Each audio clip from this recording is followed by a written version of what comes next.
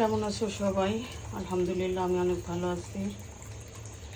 তো আজকে ভাবলাম চিংড়ি মাছ দিয়ে একটু মূলা রান্না করি, তাই বসিয়ে দিলাম। প্যান গরম হয়েছে, এখন দিয়ে দিব তেল।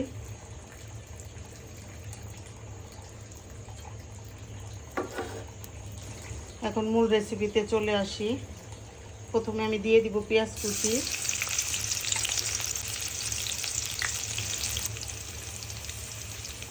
এখন আমি স্বাদ মতো লবণ দিয়ে দিব ফালি করে রাখা কাঁচামরিচ, আধা চা চামচ পরিমাণ রসুন বাটা দিয়ে দিব মশলা কষানোর জন্য একটু পানি।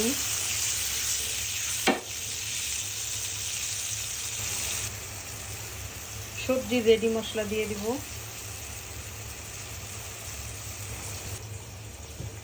পরিমাণ মতো হলুদ গুঁড়ো দিয়ে দিব। এখন আমি চিংড়ি মাছ দিয়ে দিব। মরিচ গুঁড়ো তো একদমই না।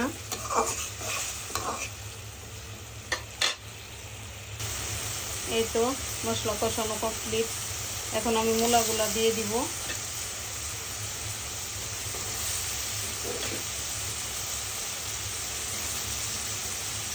আজকে মেয়ে বাসায়, ওরা আবার অনেক পছন্দ এই মূলা, তো ভাবলাম একটু রান্না করে ফেলি।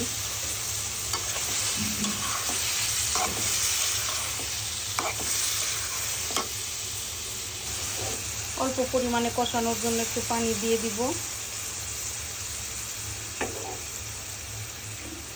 এখন ঢেকে 2-4 মিনিট কষিয়ে নিব। কষানো কমপ্লিট।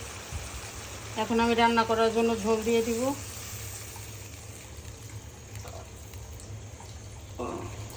এই তো ঝোল দেওয়া হয়েছে। এখন আমি ঢেকে 15 থেকে 17 মিনিট রান্না করে নিব।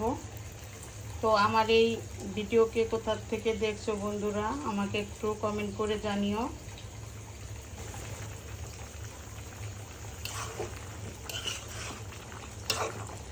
এই তো প্রায় রান্না কমপ্লিটের দিকে।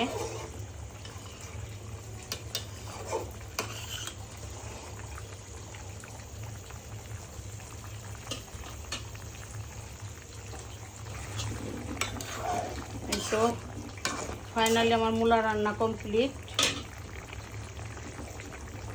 তো আমার এই রেসিপি কার কেমন লাগলো আমাকে অবশ্যই একটু কমেন্ট করে জানিও।